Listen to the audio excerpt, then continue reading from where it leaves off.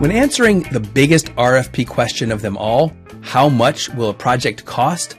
Design expectations are a major pricing factor. We've already reviewed some of the other aspects, namely the makeup of the client team, page count, and content density and complexity. Uncovering the realities behind these factors is accomplished through strategic questions. But getting at design expectations is a bit harder. That's because design is more intangible than the other factors. The language used to communicate about design can be quite ambiguous. One person's dynamic is another person's gaudy. And yet, visual design requirements are a huge cost factor. For example, if a client's design expectations were very low, you could probably find a pre-designed theme template, and that would be more than adequate, which would almost entirely eliminate the design part of a project's budget. On the other hand, a client might want something that breaks all of the standard web design conventions. With animations and clever transitions, they might want to press unique styling down into every facet of a website structure, tweaking form fields, calling for unusual and irregular shapes. They might want curved typography and any number of high-polished touches. They might want to adapt design not just for desktop, tablet, and mobile views, but also optimize for mini devices or extremely wide displays. A client might also want custom art elements, illustrations, custom icons, and unique photography for every landing page. At that end of the spectrum, design costs could very well be the biggest contributing factor to cost. What's more, when a client wants experimental and custom design elements, not only does the design fee need to be higher, but the development costs have to scale to match due to the custom front-end coding needed to create these effects. With such a wide range, how can we establish design expectations during the early proposal process? Well, one easy way is to ask the client for some comps. Have them provide a list of websites that they like and, importantly, provide a brief description of what it is that they like about their examples. Also ask for counterexamples, sites they don't like and why. Another means is to present a few examples of your own, showing the differences between sites that follow well-established structural conventions and ones that push the envelope. For example, let's take a look at the Perez Museum of Art. At first glance, this looks like a pretty simple and ordinary web design, and it is fairly straightforward. But as you'll see, there are many different touches, any one of which is not necessarily that big a deal, but compounded across the whole site can start to add significantly to your design costs. For example, when I roll over the logo, you see this really interesting effect with the circular radiance in the background, revealing the dates when they're open and the current temperature and so forth. And then if you click on any menu item, it's not your typical display. It creates that shaded background and creates the visitor options right in the center of the screen. Again, not a typical approach.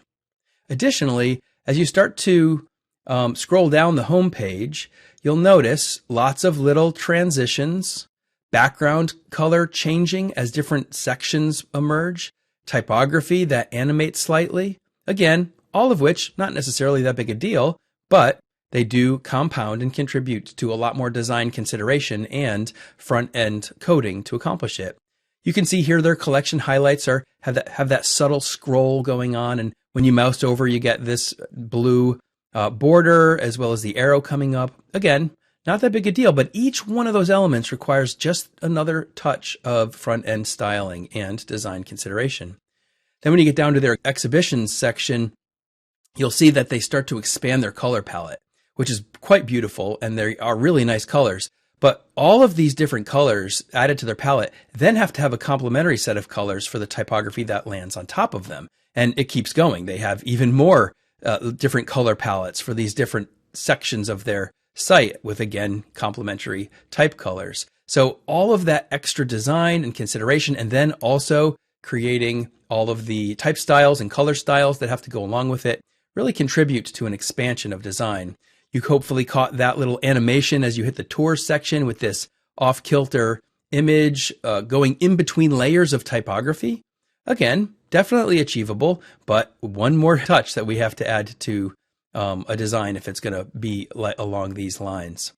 I'll point out a few other aspects. When you click on their tickets and information page, you'll see how you have these photos that emerge and start to scroll up the page. And these are actually randomized both in terms of what images are there and when they appear and exactly where they appear. So there's some JavaScript coding for creating variations and randomization that has to happen. Nice effect, beautiful, very elegant. But again, every single one of these things adds to the various design elements. You might have noticed this line sort of animating across as you scroll down.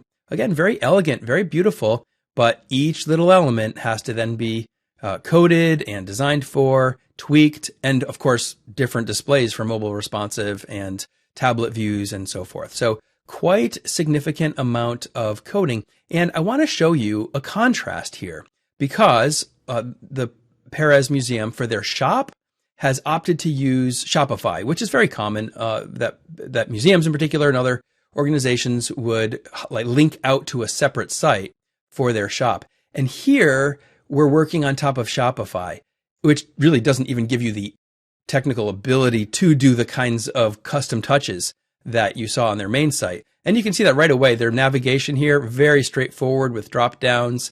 This is, classic web interface, nothing unusual there. It's nicely designed. It's elegant for a Shopify site, but not nearly the subtle touches of transition, not nearly as much animation going on. The typography doesn't animate very much. And that's because, of course, the platform just really doesn't allow it on one level.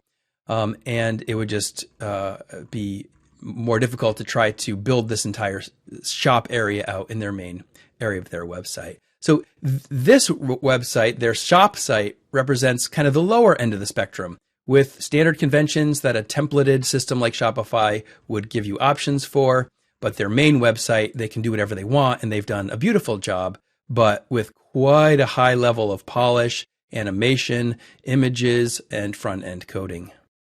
As you work through these strategic design questions, as well as the other factors we've covered so far, you're accomplishing much more than just gathering needed price inputs.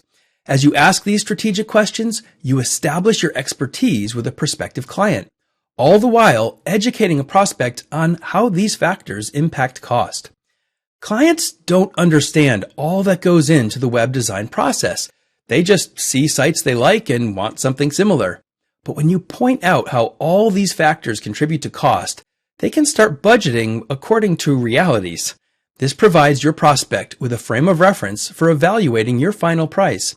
So if there is a disparity between your price and their budget, they'll have insight into either how to adjust their requirements or perhaps increase their budget to match. Helping clients connect the dots between requirements and costs is also another way to build trust in the early proposal stages with a prospective client. Dispelling the mystery between requirements and cost shows how you want to maximize the value of their project budget, or perhaps find justification for reconsidering a budget to meet their actual needs. Next time, we'll consider how some advanced features like e-commerce and third-party integrations impact cost. So, until then, be clear, build trust, win clients.